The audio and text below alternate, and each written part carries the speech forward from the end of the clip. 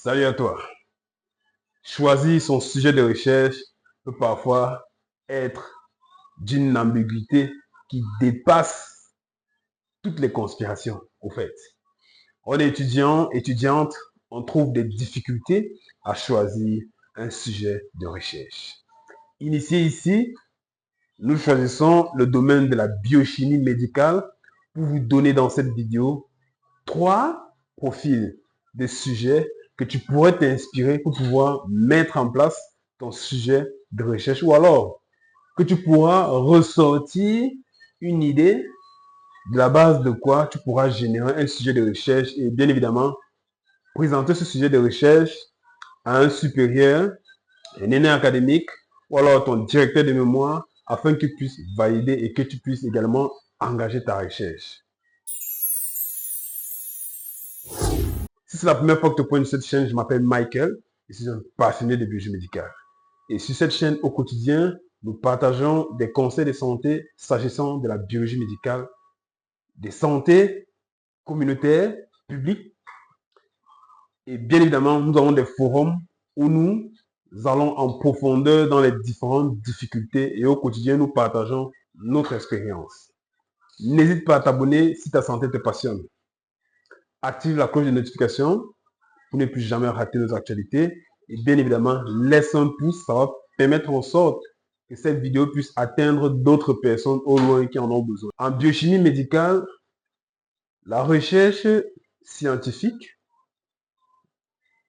peut avoir, n'est-ce pas, plusieurs sources d'idées ou alors de sujets sur lesquels vous pouvez vous baser pour pouvoir faire vos travaux. Et dans un premier temps, on va donner des suggestions de sujets pour les étudiants de premier cycle. Parce qu'un étudiant de premier cycle et un étudiant de second cycle, c'est différent. Et le troisième cycle, alors, c'est un autre niveau. Les premiers cycles ici, c'est qui? C'est ceux qui vont valider la deuxième année ou la troisième année, dépendamment de la spécialité. Les deuxièmes cycles, c'est ceux étudiants en master. Et le troisième cycle, c'est pour votre thèse de doctorat. Donc, les sujets ici vont être présentés pour le profil des premiers cycles. Donc, en biochimie médicale, le premier profil ici entre dans le contrôle qualité. Comment est-ce que vous pouvez choisir un sujet dans le cadre de contrôle qualité de la démarche analytique en biochimie? En biochimie, il existe plusieurs processus de laboratoire. Que ce soit la calibration d'un appareil, la conservation des réactifs, la préparation des échantillons contrôle, ou alors la validation des échantillons contrôle, toutes ces, au fait, tous ces différents processus ont des protocoles de qualité. Et bien évidemment, si on ne cesse de parler de la qualité, ça sous-entend que vous devez comprendre déjà c'est quoi un contrôle qualité. J'ose croire que tu le sais. Mets un commentaire et puis viens voir ce que je vais dire pour voir si tu maîtrises.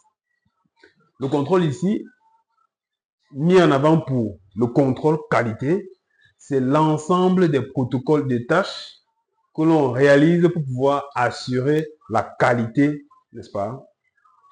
La qualité d'un processus. Si c'est pour une démarche analytique, le contrôle qualité vient ici assurer la qualité de ce résultat, n'est-ce pas? S'agissant des tests biochimiques, nous entrons dans le contrôle qualité pour sortir notre premier profil de sujet de recherche. Jusque-là, tu ne sais pas encore où, n'est-ce pas? Pour te retrouver, il faut de prime abord, je tiens à le rappeler, que vous devez toujours veiller à faire ce qu'on appelle des revues de littérature constantes. Parce que pour trouver un sujet dépendamment de la spécialité, vous avez deux conduites à tenir à respecter. La première conduite à tenir, vous devez lire beaucoup d'études, les anciennes études qui ont été publiées. Ça peut être dans votre bibliothèque à l'école ou alors sur des sites web de référence. S'agissant de la biologie médicale, nous allons prendre ici PubMed. Ça, c'est le site web que j'ai choisi. C'est un site web qui publie de façon quotidienne principalement les sujets des biologie médicale. Et c'est même la plateforme que nous allons utiliser au quotidien pour pouvoir vous présenter les sujets et articles de recherche. Et à côté des faits revue de littérature, la deuxième chose que vous devez effectuer, c'est d'avoir une expérience de terrain. Quand vous êtes en stage, en milieu hospitalier, sur le terrain, au quotidien, nous sommes en contact avec, on ne compte pas les malades. Et face à chaque malade, il y a un problème. Et pour chaque malade, nous réalisons des examens. Et chaque patient va suivre un chemin dans la formation sanitaire. Et dépendamment du cas et face aux différentes difficultés qu'on a rencontrées dans l'analyse de ces échantillons, on peut par là initier une recherche. Si vous n'avez pas encore la possibilité de vous retrouver sur le terrain, je vous conseille de faire des revues de littérature au quotidien. Allez lire. Ok? Informez-vous. Quand vous allez lire, au fur et à mesure que vous allez lire, et pour chaque lecture, et pour chaque article que vous allez lire, vous devez ressortir le contexte qui a initié l'étude, le problème et la problématique liée à l'étude, les objectifs initiés, les résultats obtenus, n'est-ce pas? Et les méthodes qu'on a utilisées pour pouvoir avoir ces résultats. Et bien évidemment, les probables perspectives liées à cette recherche. Vous comprenez ça? C'est ça la pertinence. Nous avons achevé avec le rappel sur les tâches que vous devez effectuer pour pouvoir vous renseigner et avoir la littérature, une bonne littérature, parce qu'on ne crée pas. Et on se base sur les études antérieures pour pouvoir apporter notre partie. Et allons-y donc dans le premier profil. Vous pouvez décider par exemple de faire le contrôle qualité de deux techniques de dosage. Si on prend par exemple le dosage de la glycémie, ok? Vous pouvez avoir deux types de réactifs, de la même marque ou de marques différentes. Et puis, vous décidez d'effectuer des dosages de la glycémie avec les deux types de réactifs. Et puis, on peut voir à la fin le degré, n'est-ce pas, de concordance. Vous voyez? Vous pouvez décider de comparer, n'est-ce pas, les techniques de dosage rapide. Désolé pour le désagrément, nous sommes à l'hôpital. J'ai trouvé juste un peu de temps pour pouvoir partager avec vous cette expérience, surtout pour les abonnés qui en ont vraiment besoin, pour pouvoir vraiment être inspirés afin de choisir le sujet de recherche. Allons-y donc en profondeur. Donc, dans ce contrôle qualité, quel est l'intérêt ici? Quel peut être l'intérêt de faire ce dosage?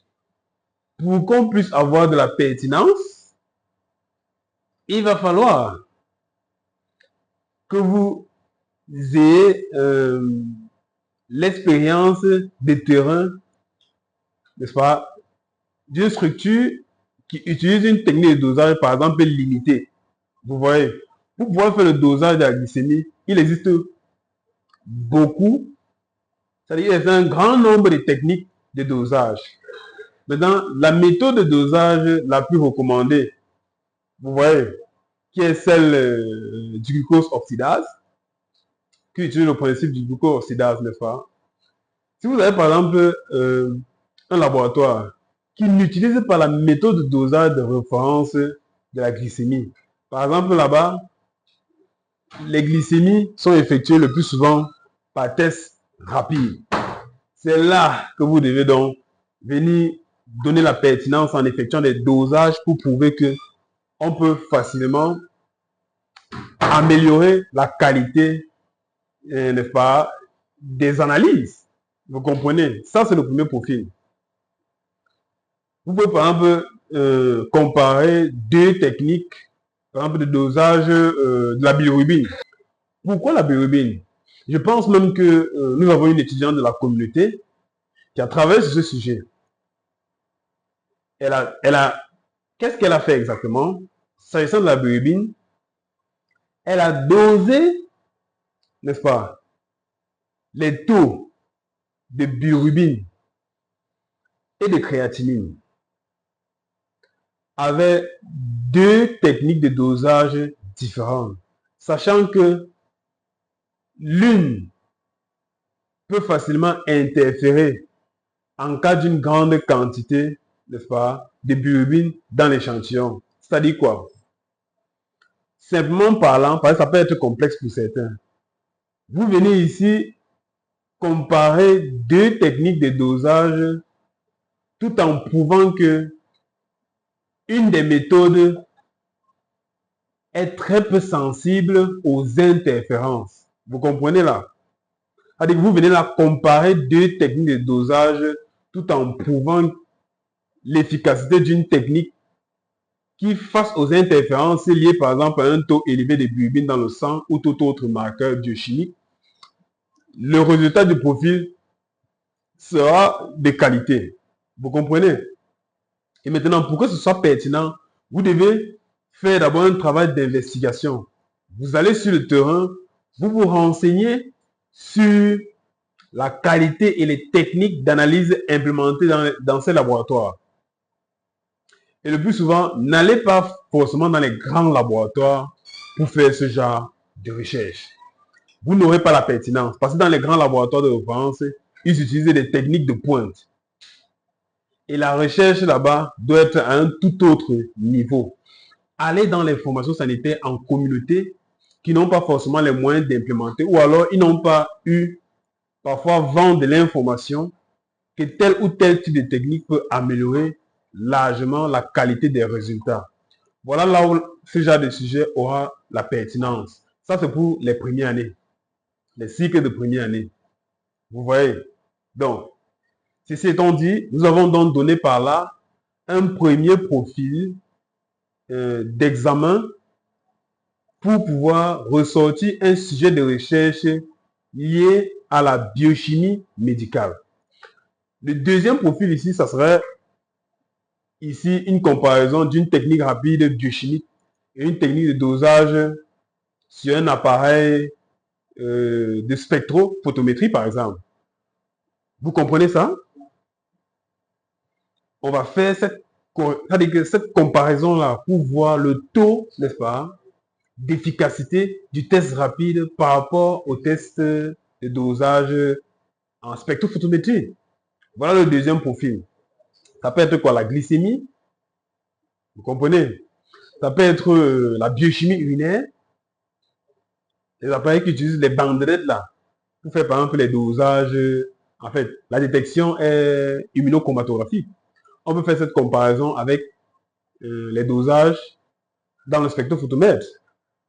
Voilà donc le deuxième profil que vous pouvez faire en biochimie médicale. Et enfin, le troisième profil, vous pouvez faire une étude de contrôle qualité d'une démarche analytique. Vous pouvez le faire dans un profil d'un questionnaire. Vous comparez la méthode, c'est-à-dire que la méthode de référence issue d'un manuel de référence, vous allez comparer avec le standard qui est implémenté dans le laboratoire et voir si le laboratoire est dans la qualité. Ça, c'est le deuxième profil.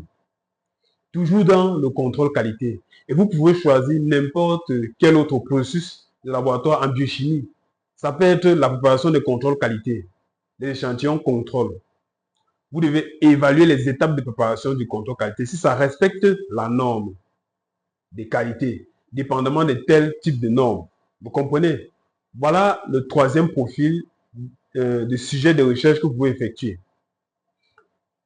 Dans une vidéo ultérieure, nous allons entrer en profondeur, toujours en biochimie, et mettez en commentaire si vous avez su avoir l'éveil de conscience s'agissant des choix des sujets de recherche. Merci d'avoir regardé et à très bientôt.